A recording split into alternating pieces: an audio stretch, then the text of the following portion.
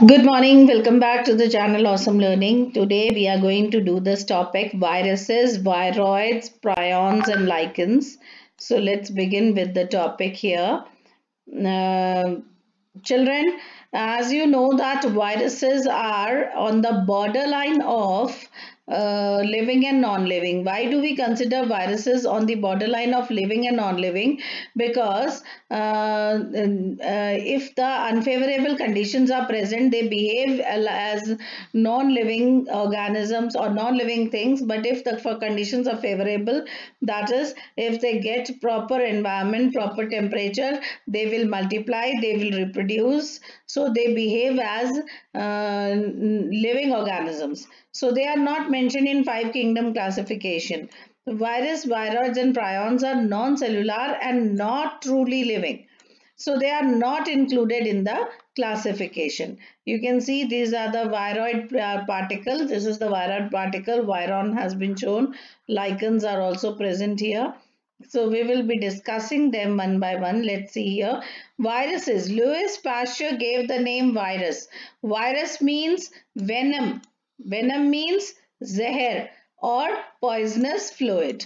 Okay, so this name was given by Louis Pasteur. Then D.J. Ivanovsky in 1892 discovered viruses. He recognized certain microbes that cause mosaic diseases. Now, mosaic disease is basically present, was seen in tobacco plant, and they were smaller than bacteria. So, bacteria were, till then, bacteria were considered to be the smallest organism. But later on, he found out that there is another organism which are much more smaller than bacteria, and because they pass through bacteria proof filters. Okay, even the bacteria proof filters could not stop the passage of virus, so they were considered to be the most smallest organism because they could pass through the bacteria proof filters. जहाँ से bacteria पास नहीं कर पाए वहां से virus पास कर गए. Then M.W. Bezirnik demonstrated that extract of the infected plant, this was the infected plant, and if we took out some extract from the tobacco plant, this extract or this fluid which was taken out from the infected plants of tobacco could cause the infection in the healthy plants. So what did they consider? They said that this fluid which was extracted from the infected plant is contagious, is poisonous, and hence they called this fluid as contagium vivum fluidium, that is infectious living fluid, and hence the name came as virus. Understood? So W.M. Stanley in 1935 showed that viruses could be crystallized. That is, if we want to store them for or if we want to give them a shelf life for suppose 100 years or 200 years, we can do that by crystallizing them, and the crystals consist largely of proteins. So virus was basically made up of proteins, right? So see, a virus is, what is actually a virus? It is a nucleoprotein, that is a protein coat or a capsid. The coat of the protein is called capsid, and the genetic material inside that protein coat will be either RNA or DNA. So remember children that viruses cannot have both of them. Either the genetic material will be RNA or the genetic material will be DNA. And remember one more thing which is not mentioned here, that basically lot of viruses have RNA as their genetic material. So virus has no other, they do not have any other cell machinery. They do not have membranes. They do not have membrane bound organelles, nothing. They do not have no cell machinery.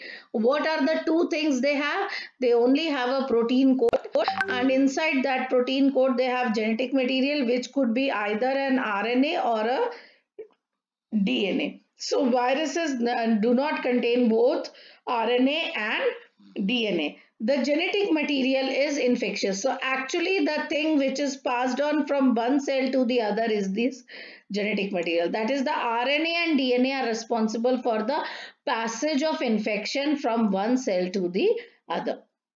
Next here, children, generally viruses that infect plants have single-stranded RNA. Okay, they have single-stranded RNA. Viruses that infect animals have either single or double-stranded RNA or double-stranded DNA. So you will all understand this about double-stranded RNA or double-stranded DNA in the class 12. But remember one thing, that RNAs are generally single-stranded, and sometimes RNA could also be double stranded, but DNA are always double stranded. DNA are always double stranded. Next we come to bacteriophages, that is viruses that infect bacteria.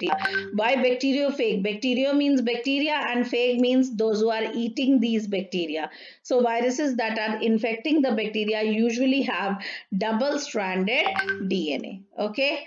Next here, children, the protein coat or the capsid is made up of small subunits which are called caspomeres. You can see here, which protects the nucleic acid. So this is the protein coat, and each of the round ball that you see here is called capsomere, right? Capsomeres are actually those part which make a protein coat, and inside this protein coat is the genetic material present. That means this actually behaves like a protecting shield for the nucleic acid or for the genetic material. Capsomeres are arranged in helical or polyhedral geometric forms. As you see here, this one is helical form and this is polyhedral geometric shape for capsomeres. Okay. Children, viruses cause diseases like mumps, you can see smallpox, herpes, influenza, AIDS, and in plants, the symptoms like mosaic formation, all the figures are given here, leaf rolling, you can see here, yellowing and vein clearing, dwarfing, height is not good, and stunted growth. So these are the defects that are caused by the viruses in animals and plants.